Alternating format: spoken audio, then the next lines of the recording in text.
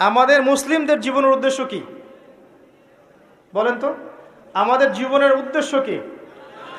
জান্নাত। মাশাআল্লাহ। সূরা আলে ইমরান 185 নম্বর আয়াত পড়ে দেখেন। আল্লাহ পাক বলেছেন, কুল্লু নাফসিন যায়িকাতুল মাউত, প্রত্যেকটা নফস মৃত্যুর স্বাদ গ্রহণ করবে।